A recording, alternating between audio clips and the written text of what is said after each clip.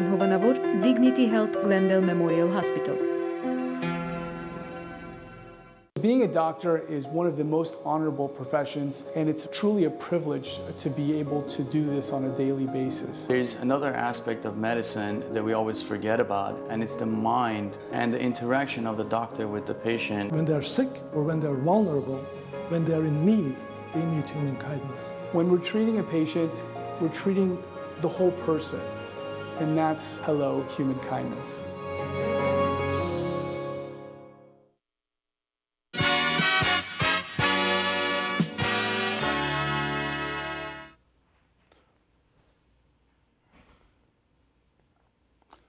Բարի երեկո սիրելի բարեկամներ։ Այսօրվա մեր հայդակիրն է հայ գնոց թերը եւ հայ գնգա գազագերբությունը, որ միջազգային գազագերբություն մնե ոչ միայն Հայաստանի մեջ, այլ Սփյուռքի մեջ։ Այսօրվա մեր հյուրերն են երկու անձնավորություններ այդ գազագերբության միջով։ Welcome. We're going to do it in English, so Thank you. I want to introduce you first as the executive director. So you want to say a little bit about your background? Yes, I assumed the position of executive director just this past November. And prior to that, I have had over 25 years of working with nonprofits, mainly in fundraising, marketing, and strategy, both inside the Armenian community and out. This is a wonderful opportunity for me to bring to fruition a lot of my experience and my work with women and with Armenians, and I'm very happy to be here. Thank you. Just I forgot to mention your name as Miss Rachel Nadjarian. So That's okay. Thank you. So I just want to introduce to our audience. When did you join the organization? So I joined as a board member a couple of years ago. Actually, AWA was incorporated and founded in my backyard. I'm originally from Boston. But I had never actually been involved in the organization.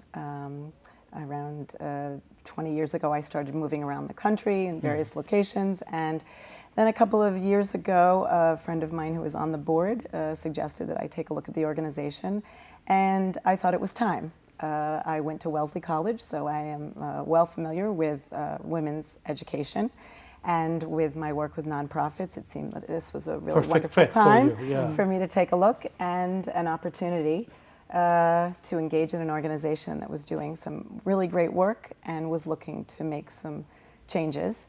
And then from the board, I submitted my application to become executive director with some very new visions for what we could do in the future in a post-Velvet Revolution time period. And the board accepted it, and here I am. Great, well, welcome. Thank you. We also introduced a board member, Ms. Katchiguian. So you want to say a little bit about your background? Yes. I actually joined AWA as a member from the Los Angeles group. I see. And I was very active, and I loved the work they were doing. And then I was elected to be president of the Los Angeles chapter. And I served there for 5 years, and from there I started becoming as the president of Los Angeles. Then you are more in connection and contact with the board members as well, because we're constantly working together. So you're still on the board as well as the president of the LA chapter? No, I was not on the board at that time. I was president of the LA board, but what happens was we're constantly in contact, and we follow the main board directive, and I loved what the board was doing. So when my term was up in Los Angeles, I applied. Actually, I vied for a position on the board, let's put it this way, and I was nominated, and I was elected, and I'm very pleased to be serving my second term on the board this year, re-elected this year. Silva was just re-elected 2 weeks ago to be on the board for another term. And I just love the way it's working and the progress and the movement and the evolvement of AWA itself. How big is the board? Just trying to understand a little bit about the logistics. It's 12 members on the board, and one of the I'd say changes, or at least evolutions of this most recent cycle, is that we opened up, or the nominating committee opened up to having board members that reflected more of around the entire country. I see. So we now So there's have board members from California, New York, Washington. Washington. and so forth. Chicago. Well, What about Armenia? Is there a different chapter for Armenia, and is there board representation from Armenia? We have discussed that eventually we could see ourselves, since we are international, moving to having an international board, but that we would start with expansion with a U.S. board, and then maybe in the future move to an international board. I think it's mostly a logistical challenge, because when you have board meetings and you're international, oftentimes they're only 4 times a year because everyone has to travel and the commitment is much greater. Right. But I do envision, I think we envision that being very important, that we have Armenian representation from Armenia and also from potentially other countries than the U.S. We'll get there, but I think this first step of having more diversity on the board, geographic diversity within the U.S. was a wonderful step, and we're excited about it. Yeah. You have a specific vision or mission for the organization, bylaws and so forth. I mean, it's a non-profit, I'm assuming. Yeah, 501c3 organization. It is. It is. The organization was founded in 1990, and by 3 very visionary women in Boston. Who are they? Olga Prudian, Eva Medzorian, and Barbara Megarian. Who now saw 1991, actually, It was I should founded say. in that year. The idea came in 1990. It was officially incorporated in 91 in a post-Soviet Republic type revolution that brought independence to Armenia. And these women came together and said that we need to take a look at the needs of Armenian women now that there's this opportunity to do so. And what was very important for them was that this organization be independent, not affiliated with any political organization or any church or religious affiliation. And so it's a truly women's organization Yes. for the Armenian women. That's right. And they wanted it to serve, the mission was very broad when it was founded, to unite Armenian women in addressing the critical challenges facing them everywhere. Now that's very broad, but it was intentionally broad because they wanted to see where the needs were, what sticks, where was it. And it's sort of the organization's real first launch of that energy came in 1994 with an international conference in London, which women came from all over, and for the first time women came from Armenia to that conference. To attend the conference. And I like to, though I'm new to the organization relative to 1994 and was not there, I see that as a igniting time period, because what happened was... Karabakh War. Also Armenia from women. Turmoil. Yeah, a key player in that conference was Dr. Agnes Messerian, who really brought a lot of energy to that, and that led to the formation of the Los Angeles chapter through the women who are pillars in the community today and still members of the organization. Any women from LA that are active or members of the board or the founding fathers, let's say? Yes, the founding members or mothers, are. and like Rachel said, in '94, when we had the first conference in London, it, like she said, it ignited the interest to carry that AWA into Los Angeles. And it just started the dialogue. I think it's how it expanded with Los Angeles, and then it spread on. The founding members, there were 5 actually important members for Los Angeles, and it started out with Hasmik Mugardician, who has passed away since, and then we have Flora Dunayans, Elizabeth Albabian, Hermine Janoyan, and Savi Tufenkian. And these are all names we know in the community. So you can imagine many years. How visionary they were as well, to say that we really need this over here as well. And since then, since '94, LA has been established. Very prominent. It is. We're going to take a short break. Believe it or not, we're at the end of our first segment, and it goes quick. Wow. So when we come back, we'll discuss a little bit about your activities. Great. And here in U.S. as well as abroad, especially in Armenia, with Armenians' recent Velvet Revolution, as you mentioned. So what's the role of the women there, and so forth. We'll discuss that, but we're going to take a short break. It's just part of our business. Սիրելի պայգամներ, գազ շատարմա բիդարնենք և բիդի բերատանք մեր հայդակրին։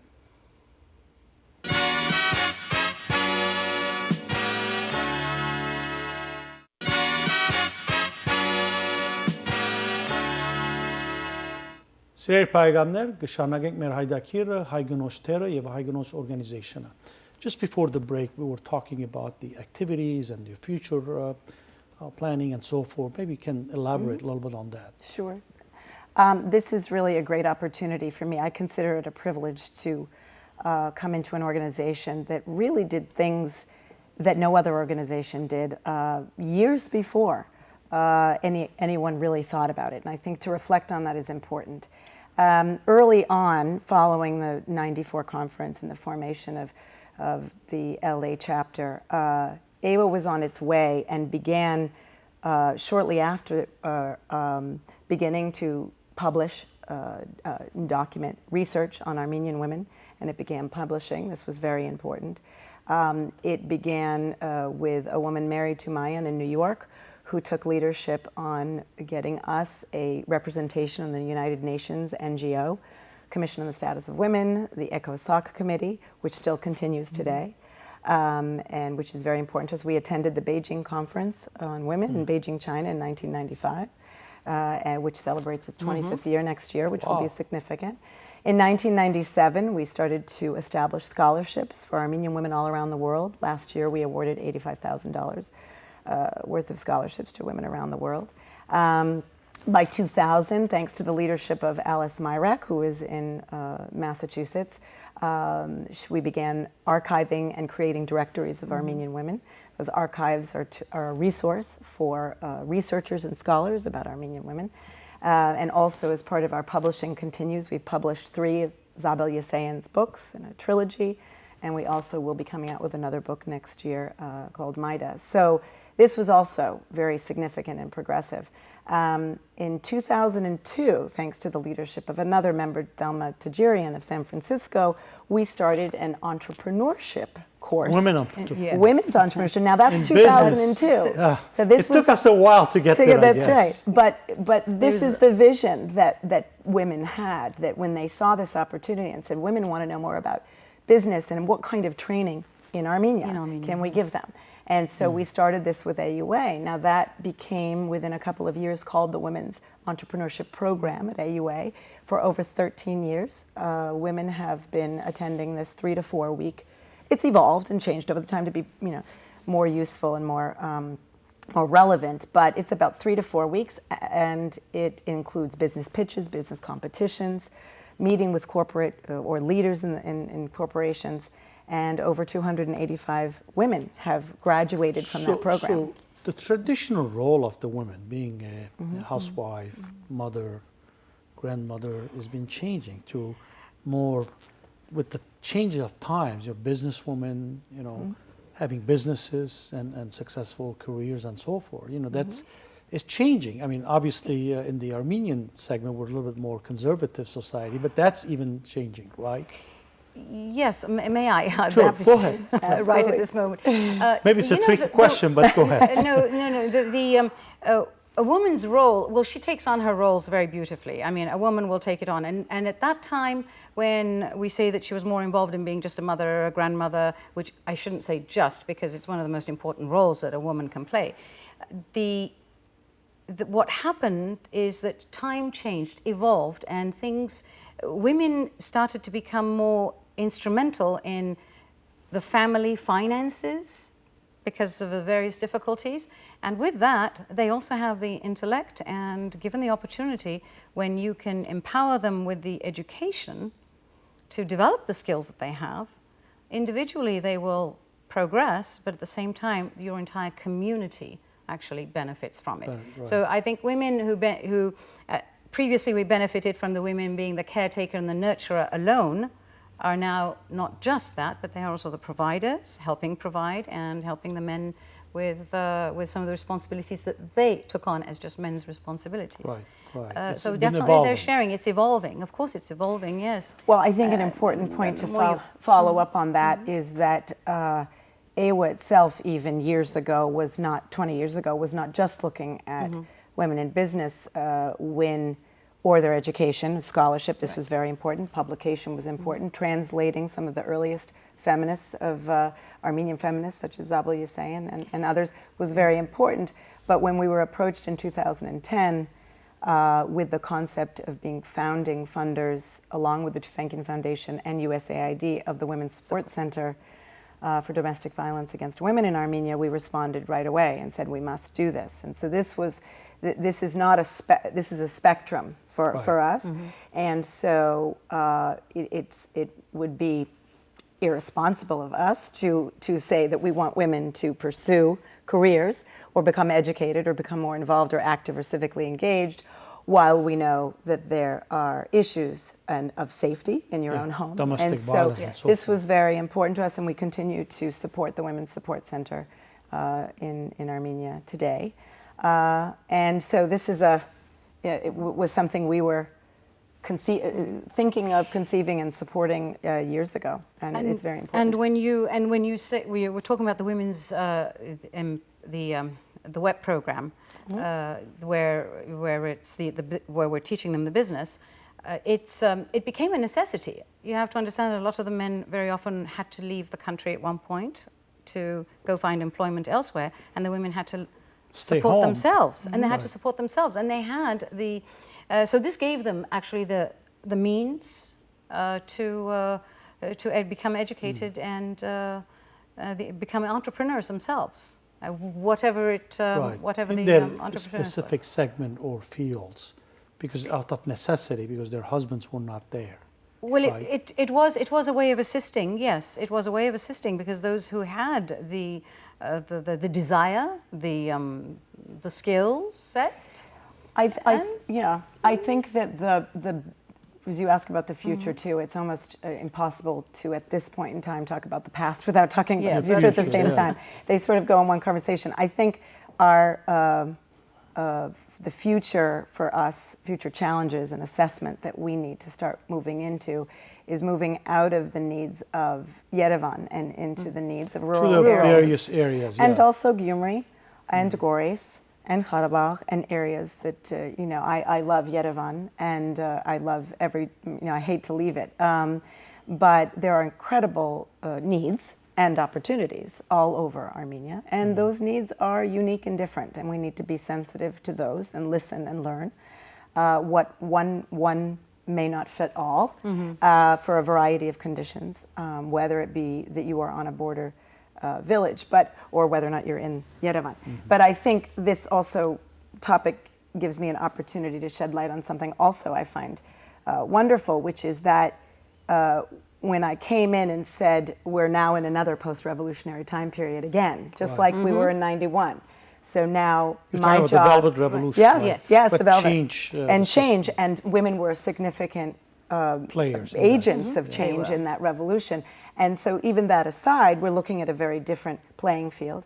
We're looking at a world now where we say we have technology and we have the ability to connect that we didn't have before in the 90s or even in the early 2000s or mid 2000s.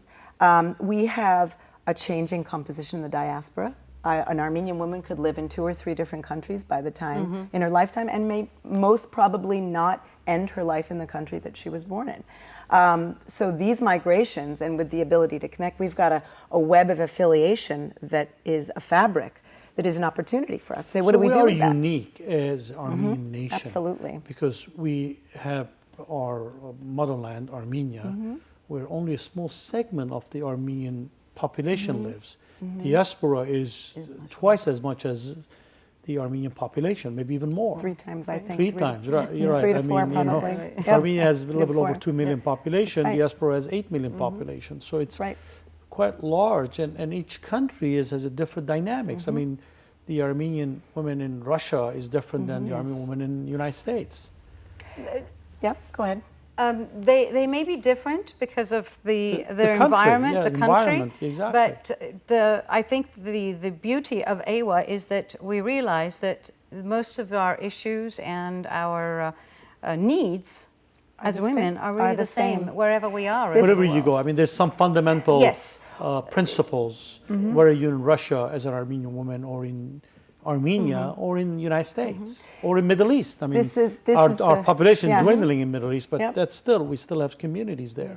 Well, and we started before January even starting to take a look and focus group researching all around the world with Armenian women, and it was a fascinating, for me personally, one of the most rewarding things was to put anywhere from 20 to 50 women in a room who did not know each other, had varying experiences, and to listen to them talk about needs and issues and challenges and find that they were very similar. Whether you were a second generation born here, or you were born in Armenia, living here for 15 years, or whether you were half Armenian.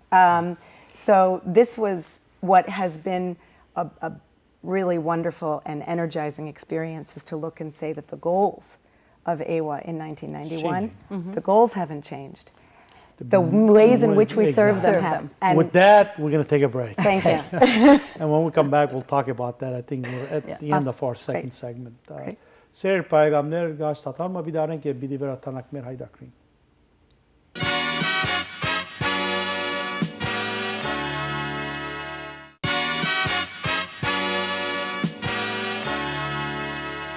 Սեր պայգամներ այսօրվա մեր հայդակիրն է հայգնոց տերը։ We were just before the break, we were talking about the role of the women and your organization and the future and the current activities, basically. I mean, because, you know, we're in a very, very different time compared to maybe back in 91, it was originally formed. I mean, look at the movements. I mean, independence in Armenia, revolution, you know, recently, the Velvet Revolution that happened a year ago. Tremendous changes in the whole world. The Soviet Union collapse. I mean, complete, you know, revolution in technology and so forth. Mobile societies. I mean, that is a tremendous change. So, are you changing the organization? So how do we keep up? Or are you How do we adjusting? keep up? How do we We're keep up adjusting. with the changes? Yeah. The fascinating thing when we take a look and we take a step back and we say, okay, let's not come in and decide what needs to be changed. Let's listen. And this is something that's very important for me that I'd like to instill in AWA, is to be a listening organization, because the speed and evolution, the speed at which we're changing and evolving is not going to go anywhere. So the best thing we can do is listen. And when we do that, and then two things happen, instantly happen. We find that the goals of AWA have not changed, or the needs, in the sense that women still need to create and have networks with each other, with organizations. They still need to have forums where they can discuss and have dialogue. They still need, we still need to share knowledge and ideas around the role of women. We still need to ensure the accurate portrayal of women in society, and we need to increase the visibility of women and promote their equal role in society. We still need to document and publish. Women still need access, resources, awareness, help. All these things have changed. But what has changed is how they get it and where they get it. And with that changes the messaging as well, because the narrative changes, what they listen to and how they respond. So I like to think about AWA's purpose and mission by saying we ignite the power within an Armenian woman to have a positive impact on the world, because that's what Armenian women do. That's what they've always done. So for me, the igniting that happened in 1990, 91, in 94, and again, is what we're continuing today. So, so what that means is that we have to change the stage. We have to change the playing field a little bit. And that largely comes in a new platform. Some people might call it just a website, but I like to call it a platform, because we really want to create a stage, a place for that voice, for an Armenian woman's voice, a place for her to go. And we know that isn't necessarily a physical space, because it can be found through technology and interactive mediums. We have the opportunity to provide information through webinars, through this show itself is something that can be seen all over the world. Worldwide, So, you can see it. so this is, we have to change it a little bit. And what I like to think about when I think about that little disruption to or a paradigm shift, is to say that just like my grandparents and my great-grandparents, when they came in the early 1900s, the agump and the place that we met, whether it be church or agump, was very, very important to us. But that's how Armenia That's survived. how we It was were. club. It was And we survived because invented didn't have that gathering. in our country, Yes. You know, our church right. for 1700 years kept the Armenian nation. That's right. So now we still have a need to get together, but now we're going to look at reversing that and saying that we actually connect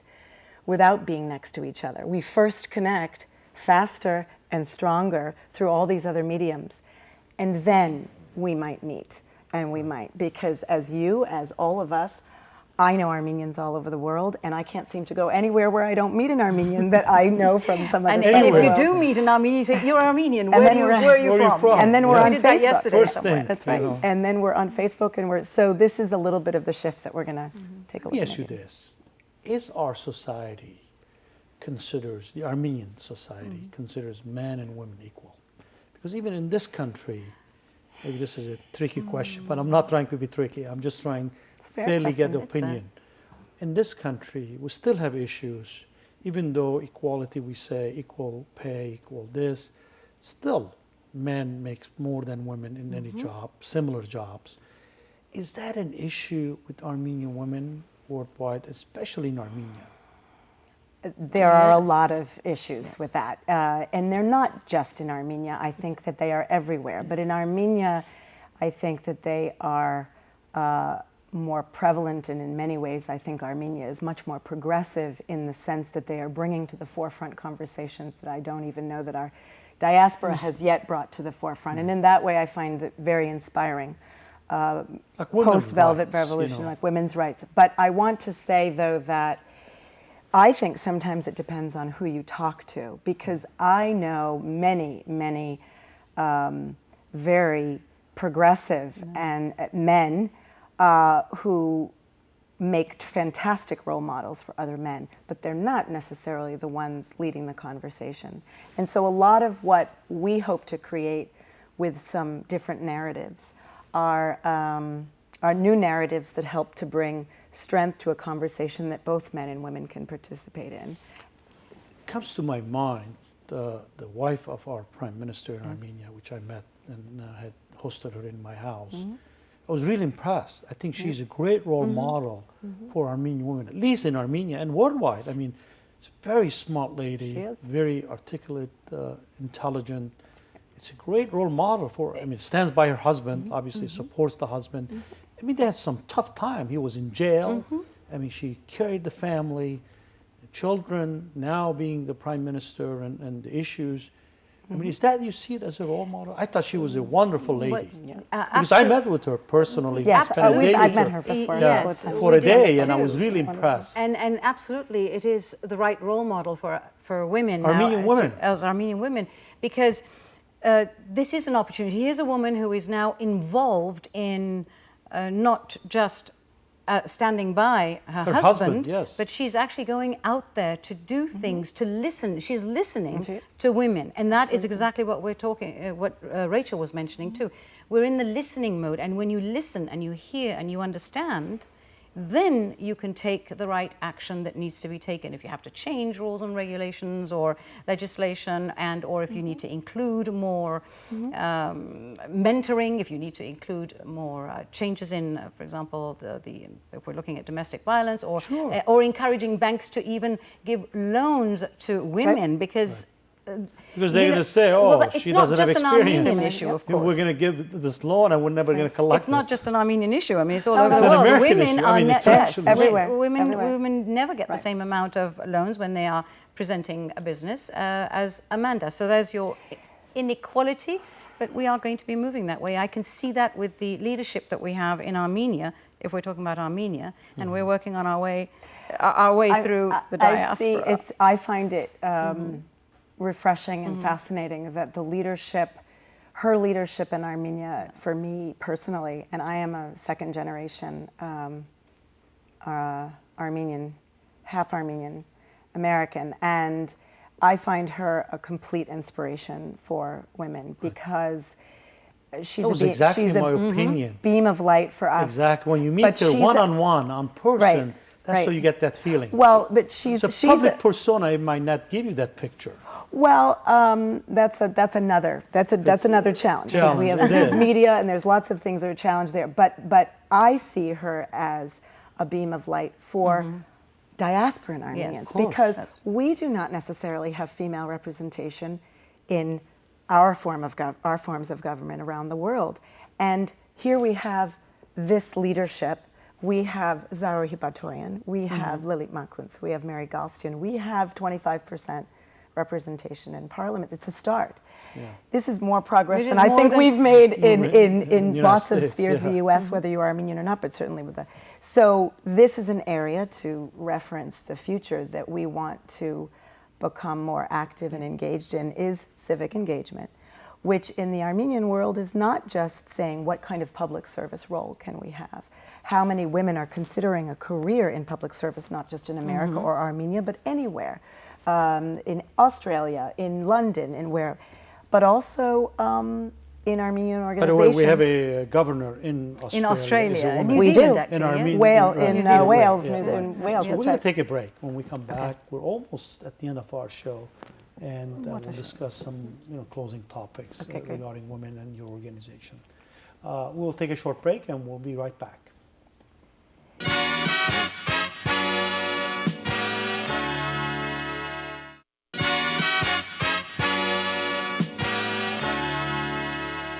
Սիրելի պայգամներ, այսօր մեր հայդակիրն է հայ գնոջ թերը եւ հայ գնոջ organization-ը. Just before we were on a break, I was thinking, what's your future plans? I mean, with a worldwide organization, I mean, it's hard to have one single plan. I mean, what's going to work in Armenia is different what's going to work in Brazil, let's say, where some Armenians, or in Lebanon, different environment, or United States altogether. I mean, trying to lead organization worldwide, it's not a simple task. And on top of it being an Armenian, that's another double. Double whammy, huh? Double whammy, as they say. Yeah, it's right. Am I correct? Absolutely. I will not be going out on a limb to say that this is a bit of a monumental task. But it's a fantastic opportunity that we are looking to create first off the platform, and hopefully launch that in September. And it isn't going to be, from what I can see so far, it's not going to be anything like anything we've seen before. Certainly not for Armenians or Armenian women. And then to the future. And we're going to take a moment to use that to learn what works, what doesn't work, how do people engage with the platform, from where, why. And it's a wonderful way for us to begin phasing and developing more. Now, with that comes programmatic priority. And yes, we can't do everything at once. We can't, even if we had 10 people or 20 people. And how big is your staff, by the way? It's not a very big staff. You don't want to ask that one. It's a small staff with very tiny, with only part-time and outsourced people. I will say that I outsource some talent in Armenia because it's fantastic. And it's when it comes to digital, the quality is fantastic, and we're very happy to be partnering with Girls in Tech on some of our digital support over there, and we'll be working with more entities in Armenia on some of that. But programmatically, we can't do everything at once. Some of the priorities that have come forward certainly are more awareness around domestic violence, more holistic programming around domestic violence, not just in Armenia, but around the world, in communities around the world. Startups, entrepreneurship, access to resources. We are seeing some amazing things happening in rural areas where women are just pushing forward and not allowing anything to stop them from putting together, whether it's businesses or social impact projects.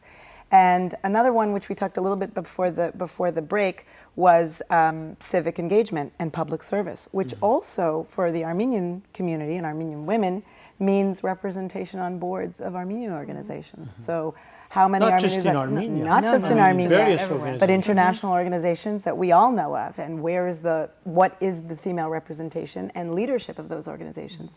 I think another very important one is our conference next year.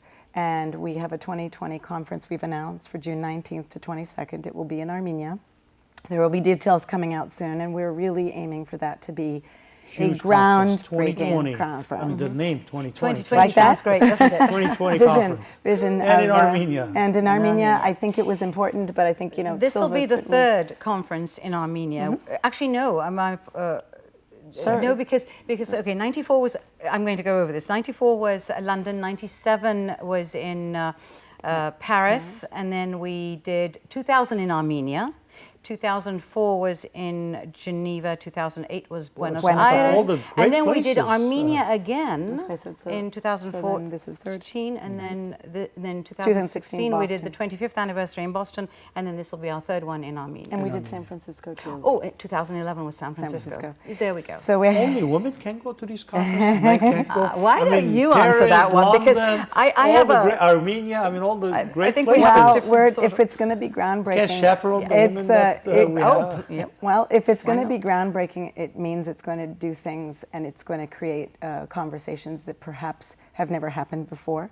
We're looking at creating a space where people can come together from all over the world and actually develop action plans and solutions for things. It's going. I can't tell too much yet because we're working on the On the conceptualizing. details, yes. It's a little over a year away, but we are very hopeful that that becomes an offline, in-person platform for the world to come together again. And I think I'm aiming for it to be our biggest conference yet. So we'll see. Normally our conferences, because what they did was they actually provided a dialogue with excellent speakers that we used to get from, because we have magnificent women out there. I mean, really quite stellar women out there who can be role models, and they'd come from different, very diverse backgrounds, very diverse education and skills. And when we had women coming to these conferences, they gained so much that they could take back and execute some of the maybe to fight some of the challenges they might have had. How many in people the attend field. these conferences? We usually get anywhere from 200 to, well, the most has been 250. At the most, it has been 250, but anywhere from, 150. Let me be a bit more modest. I think Depending it's on allowed. where Being it in is, Armenia. depending on where it was being held. Right. You know, so depending on where attracts we get people. more people. Armenia will actually But Armenia, be more accessible. this is going to be more because- accessible. yeah. Everybody wants to go to Armenia. And people from the Middle East, it's easy for them to go to Armenia. I think that was one of the ideas of putting it in, planning And it in also right- Armenia. And rightfully the time so, period, yeah. with the changes that have happened. And I just want to follow up on what Silva said about the talent.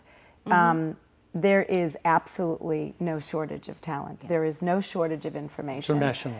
There is no, and I will say in Armenia particularly, I am continuously amazed at the work that women are doing in Armenia, and what might sometimes be a frustration, but because I'm in a leadership role, I can't be frustrated. I have to do something with it, which is how little people know about what has been done. So one principle that our founders always had, and certainly Barbara Megarian has expressed just recently to me, was that we don't need to, nor should we redo something that's already been done. So in this listening and in this focus grouping and taking in and surveying all this going on, what I've realized, and I think we've all realized, is AWA has the capacity to be a hub, to be a source, but not to redo what's already been done, but to bring it together, organize it, and be sure that it's disseminated, and defend and curate and make sure it's good information. And we are living in a time period in which information is flowing so quickly you can't catch up, and there's a lot of misinformation. And we I mean, the have internet to. completely That's changed it. the world. That's right. And That's obviously right. changed the role of Armenian women and so Right. forth. I mean, communication is instant. And in Armenia, it's very advanced. I have to admit that the technology, the tech and media is very, very fast. In Armenia. In Armenia, yes. So how do you see the role of the organization, let's say 5 years from now? 10 years from, I mean, I know it's too far I hope. because it changes every, I mean, your I think vision. that- or I mean, it's realistic another way to vision, say, what's but your I'm vision? working in 6 months to 1 year, and then I've got a 2-year horizon, because 5 for right now with the amount of changes is probably too far, because we need to know sooner than that whether or not it's working or not. We have to, and because we have to mold and change. But if I had to say what my hope is within less than 5 years, a shorter time period, is that women all over the world are connected and engaged and are working together, are able to get access to what they need. And that in turn, the rest of the world is seeing the equal role of women, that gender equality is not a taboo subject, it is what's done, it's embraced. That feminism is not a term that scares people, it simply is women. I mean, you're not out there trying to hate men. There's no the Armenian man. Men hating is not it's not in our agenda unfortunately. No. So one of the things we have to recognize is that from 100 years ago, whether you look at suffrage of women or whether you look at women's right to choose or anything that you look at, it takes very strong women to fight those battles. And we are living in a world that reflects those fights. AWA pays homage to all Armenian women who have taken a stand, whether it is during times of war, whether it is Anna Hagopian, Pashinyan, whether it is these or Sose, or Isabel Hussein, or Yusap, or Shiran Siza, any, all of the... it may not be something that I did or something that Silva did, but we have to, someone has to do that. And we all, I believe that the revolutionaries, all revolutionaries played a very important role. We're about to close our segment and our chapter. Thank you. And want to appreciate, thank you for... We thank you so much. We thank you for giving us this opportunity to present AWA. Yeah, we believe in AWA's the role light and that it the is. Armenian women's role in not only in Armenia and diaspora. I mean, it's really needed for Armenian population worldwide. Thank you again. Thank you so much. Thank you. Սիրելի բարեկամներ, ասեբող գլփագիկ հայդակիրը եւ գմախտենք հաջողություն։ Հաղորդման հովանավոր Dignity Health Glendale Memorial Hospital